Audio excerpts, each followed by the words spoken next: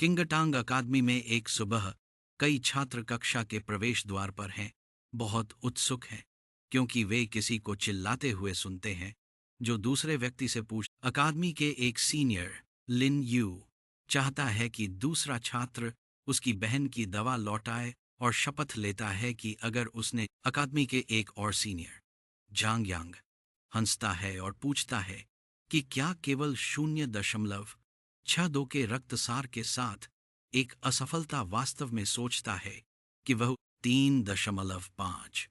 तो लिन यू एक साधारण व्यक्ति से भी बदतर है और इसलिए वह सोचता है कि उसके लिए बकवास करना बंद करना बेहतर होगा। यह कहते हुए वह जोर देता है कि अगर जांग यांग लिन यू के पास जाता है, पूछता है कि क्या उसने कहा कि वह उसके हाथ में दवा चाहता है, फिर वह बोतल गिरा देता है और उसे उठ। हालांकि वह बहुत धीमा है और दवा पूरी तरह से फर्श पर गिरने पर टूट जाती है। लेकिन झांग यांग फिर भी उसे अकेला नहीं छोड़ता और उसकी शर्ट पकड़ लेता है।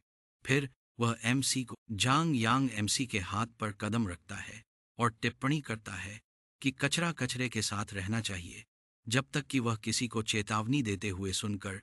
इसलिए झांग यांग और उसका दोस्त चले जाते हैं, यह कहते हुए कि एमसी के कचरे को गंदगी के बीच। लिन यू टूटे हुए दवा को फर्श पर देखता है और सोचता है कि यह वह पूरक था जो उसकी बहन को स्थिर रखता था और अब उसे एक। लेकिन जांग यांग के किए गए कार्यों के बारे में सोचते हुए वह क्रोधित हो जाता है और शपथ लेता है कि एक दिन वह जो किया है उसके लिए उसे कीमत चुकानी होगी।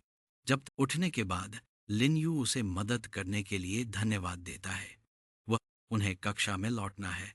हालांकि एमसी को अपनी घड़ी पर एक कॉल मिलता है जिसमें एक लड़का जानना चाहता है कि क्या वह काम छोड़ने जा रहा है और लिन यू भाग जाता है, यह कहते हुए कि वह तुरंत काम करने जा रहा है, जिससे लिन शिन कुछ भी समझ नहीं पाती।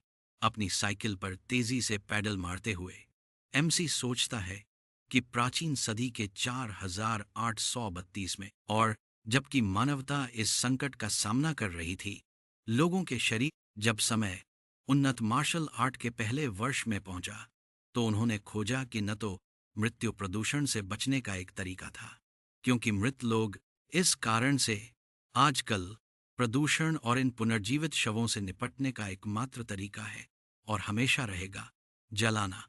यह एमसी का काम है।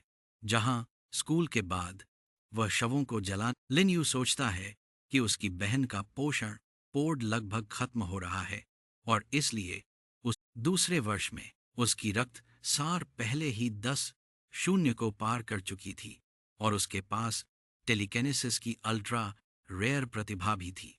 लेकिन उनके 17वें जन्म एमसी जानता है कि वह बिना किसी प्रतिभा के पैदा हुआ था और पहले उसकी बहन ही थी जिसने उसकी रक्षा की। अब उसे उसकी देखभाल करनी है। एक और शव को जलाने के लिए ले जाते समय वह एक छोटी सी गलती और ऑपरेटर को समाप्त किया जा सकता है या वह भी एक राक्षस बन सकता है। यही कारण है कि यह काम इतना अच्छा भुगतान करता है। फिर बहुत प्रभावित होकर वह सवाल करता है कि वह क्या देख रहा है, क्योंकि ऐसा पहले कभी नहीं हुआ।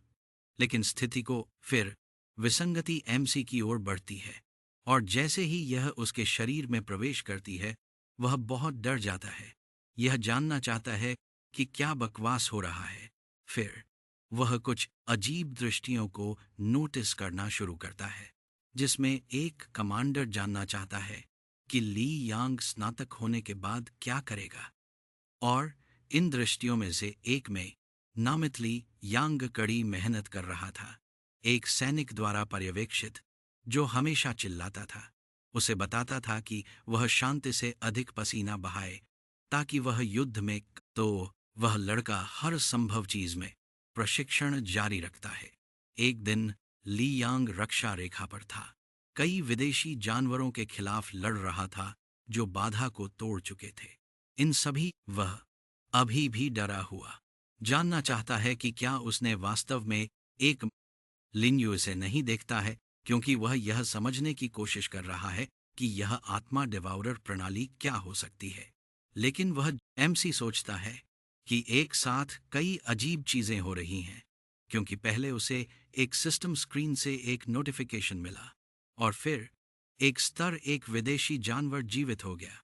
प्राणी अधीर हो जाता है और लिन यू पीछे हटता है और विदेशी जानवर के उसे काटने के प्रयासों से खुद का बचाव करने की कोशिश करता है, जबकि हालांकि वह जंजीर में उस क्षण में सिस्टम उसे सूचित करता है कि योद्धा ली यांग की आत्मा की यादें विश्लेषित की गई हैं।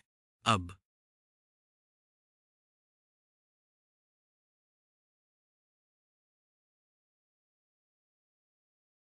एमसी को नीचे दिए गए क्षमताओं में से एक को विकसित करने के लिए चुनना है।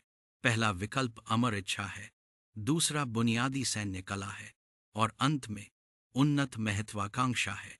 लिन यू विदेशी, हालांकि प्राणी की ताकत के कारण एक जंजीर टूट जाती है।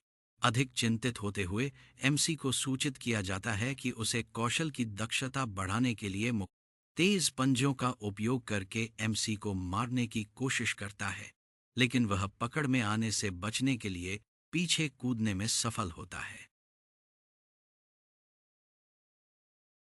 जैसे ही वह दूरी बनाता है, एमसी यह सोचता है कि स्पष्ट रूप से ऐसा लगता है कि एक शक्ति की लहर ने उसके शरीर में प्रवेश किया है। यह अपनी बारी में फिर से आगे बढ़ता है, लेकिन लिन यू एक और हमले से बचता।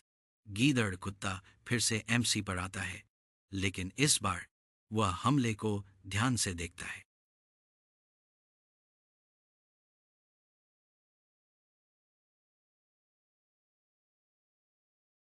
फिर वह प्राणी पर एक सटीक घुटने के हमले के साथ पलटवार करता है, जिसे फेंक दिया जाता है।